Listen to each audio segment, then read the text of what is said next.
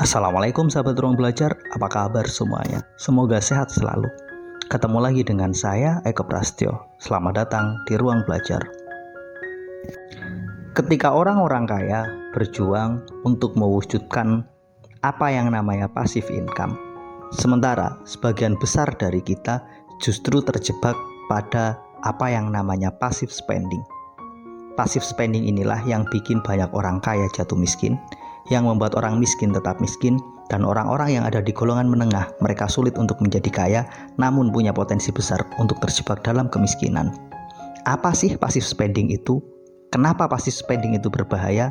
Yuk simak terus penjelasannya di video berikut ini ya. Sebelum mendiskusikan apa itu passive spending, saya ingin mengajak sahabat ruang belajar untuk mengenal apa yang namanya passive income. Passive income adalah sebuah situasi di mana ketika kita tidur, ketika kita jalan-jalan, ketika kita lagi santai di rumah ngumpul dengan keluarga, kita tetap bisa menghasilkan uang. Passive income adalah sebuah harapan, sebuah impian banyak orang di mana mereka nggak harus bekerja untuk menghasilkan uang. Sementara ketika seseorang masih harus bekerja, masih harus menukarkan waktu, pikiran dan tenaganya untuk menghasilkan uang, maka mereka baru ada pada level active income. Mereka harus aktif melakukan sesuatu baru bisa dapat income. Sementara passive income sebaliknya. Mereka bisa menikmati waktu, bisa menikmati suasana, bisa menikmati apapun yang ingin mereka nikmati tanpa harus bekerja, tapi menghasilkan uang. Ketika seseorang telah mencapai passive income, artinya mereka telah mendapatkan kebebasan finansial. Mereka santai dalam hidupnya karena tidak terbebani lagi oleh pekerjaan dan target. Secara finansial semuanya sudah cukup, sehingga tanpa mereka harus bekerja, uang mereka terus bertumbuh. Artinya, kalaupun mereka bekerja, tujuannya bukan lagi uang, tapi aktualisasi diri, tapi lebih untuk mengembangkan diri, menikmati pekerjaannya. Pendek kata, orang-orang dengan level passive income adalah orang-orang dengan potensi kekayaan yang sangat besar. Namun situasinya berbeda dengan apa yang namanya passive spending. Ketika kita lebih besar passive spendingnya daripada passive income-nya, maka kita ada dalam situasi sulit. Atau ketika kita lebih besar passive spendingnya daripada active income-nya, maka kita punya potensi untuk jatuh miskin. Oke, begini. Active income itu sebuah situasi ketika kita bekerja kita dapat uang. Sementara passive income adalah sebuah situasi ketika kita nggak ngapa-ngapain kita bisa menghasilkan uang. Sementara passive spending sebuah situasi di mana Anda tidur, Anda santai di rumah, Anda nggak ngapa-ngapain, tapi semakin lama uang Anda semakin habis, semakin lama kekayaan Anda semakin menipis. Passive spending adalah kebalikan dari passive income, di mana passive income kita santai kita dapat uang, sementara passive spending kita santai kita semakin lama semakin habis uangnya. Pendek kata, dalam tidur pun kita itu menghabiskan uang. Dalam kondisi santai sekalipun, uang kita itu terus mengalir tanpa mampu kita kontrol dan tanpa mampu kita kendalikan. Inilah yang bikin banyak orang kaya jatuh miskin. Inilah yang bikin banyak orang miskin tetap miskin. Inilah yang bikin golongan menengah sulit untuk menjadi kaya namun punya potensi besar untuk jatuh miskin. Karena dalam situasi apapun uang mereka semakin lama semakin tergerus, semakin habis dan semakin menipis. Tanpa sadar mereka membeli sesuatu yang punya sifat passive spending. Mereka mengoleksi benda, mengoleksi harta, tapi semuanya tidak punya sifat produktif. Justru sebaliknya, konsumtif. Sehingga sebanyak apapun harta benda yang mereka miliki, selama itu sifatnya passive spending, lambat laun semuanya akan habis. Ketika kita lebih besar passive spendingnya jika dibandingkan dengan income yang kita terima, percayalah, berapapun banyak income kita nggak ada gunanya karena semua akan habis. Karena apa? Dalam tidur pun kita mengeluarkan uang. Ketika suasana santai di rumah pun uang kita semakin lama semakin habis.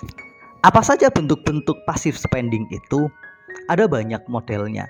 Pendek kata begini, ketika kita membeli sesuatu dan setelah kita membelinya, justru nilai uang yang kita keluarkan untuk membeli sesuatu itu semakin lama semakin turun. Contoh, kita membeli mobil. Hari ini saya membeli mobil dengan harga 350 juta. Pertanyaannya, bagaimana harganya 6 bulan kemudian? Mobil itu punya potensi menjadi 300 juta. apakah kita menggunakan atau tidak mobil itu, maka bisa jadi dalam waktu 6 bulan mobil kita akan turun nilainya. Atau ketika kita membeli sebuah tas branded, tas bermerek, kita membelinya dengan harga 5 juta, 10 juta, bahkan 20 juta.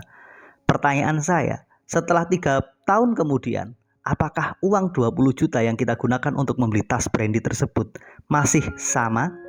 Apakah kita bisa menjual tas tersebut dengan nilai yang sama? Jika ternyata setelah kita membelinya justru nilainya turun, bahkan nggak ada nilainya, maka inilah passive spending.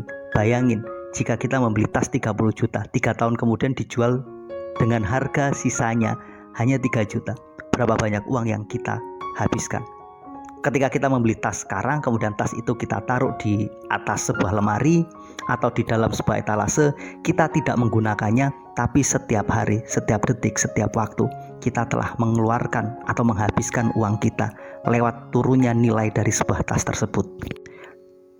Apapun contoh barang yang ketika kita membelinya sekarang dan kemudian punya potensi untuk semakin lama nilainya semakin turun, itulah passive spending. Kita membeli sepatu bermerek, tas bermerek, jam bermerek, kemudian baju bermerek.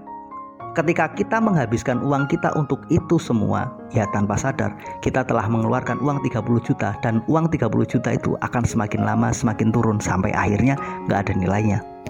Selain barang-barang bermerek, selain mobil, ada lagi yang mungkin tanpa kita sadari merupakan passive spending kita.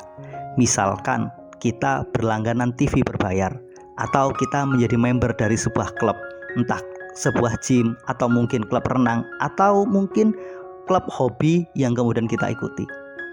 Katakanlah kita ikut sebuah member dari sebuah gym, kemudian kita membayar untuk 6 bulan. Setelah kita membayar, apakah kita menggunakan atau tidak? Uang itu nggak bisa kita tarik. Katakanlah saya dalam sebulan hanya menggunakan sekali, artinya dalam 6 bulan kita hanya menggunakan 6 kali. Maka 6 kali yang kita gunakan itu tetap saja akan setara dengan 6 bulan. Maka di titik ini ketika kita berlangganan sesuatu, hati-hatilah. Misalkan kita berlangganan Netflix, apakah kita menonton Netflix itu atau tidak, kita tetap mengeluarkan uang. Contoh lain, kita berlangganan internet, apakah kita menggunakannya atau tidak, kita juga akan tetap mengeluarkan uang. Apapun yang sifatnya berlangganan, kita harus bijak. Jangan sampai kita membayar sekali tapi sebenarnya kita rugi. Sebenarnya kita nggak benar-benar memanfaatkan dari apa yang kita gunakan itu. Pada akhirnya yuk bijak, hati-hati. Jangan terjebak pada passive spending yang terlalu besar. Hati-hati membeli barang-barang bermerek, karena sebenarnya setelah kita membelinya, kita itu akan kehilangan uang kita. Karena barang-barang bermerek tersebut punya potensi kecil untuk kembali dan nilainya setara. Kemudian ketika kita membeli mobil baru, setelah kita membeli mobil baru, apa yang terjadi? Apakah mobil itu kita pakai atau tidak? Apakah mobil itu kita gunakan atau kita biarkan begitu saja di dalam garasi kita? Maka kita tetap mengeluarkan uang. Setiap hari bisa jadi kita mengeluarkan uang 500.000. Karena apa? Mobil kita nilainya semakin lama semakin turun. Atau ketika kita berlangganan, apapun jenis langganannya, maka lebih bijak. Jangan karena merasa, oh kalau saya langganan setahun lebih murah, saya ambil setahun. Daripada seperti itu dan ternyata kita nggak gunakan, lebih baik kita berlangganan setiap bulan saja. Pada saat butuh kita gunakan dan kita kemudian membayar langganannya. Kalaupun kita nggak butuh, ya udah nggak usah dan nggak perlu berlangganan. Jadi yuk bijak, jangan berlangganan sesuatu setahun ternyata kita nggak pakai. Inilah beberapa model passive spending yang jika kita selalu melakukannya, uang kita itu nggak semakin banyak, tapi semakin turun, semakin sedikit, semakin menipis. Pengeluaran kita dalam kondisi tidur pun akan terus berjalan. Mudah-mudahan video ini bermanfaat. Sampai ketemu pada video kami berikutnya. Terima kasih telah menonton. Assalamualaikum warahmatullahi wabarakatuh.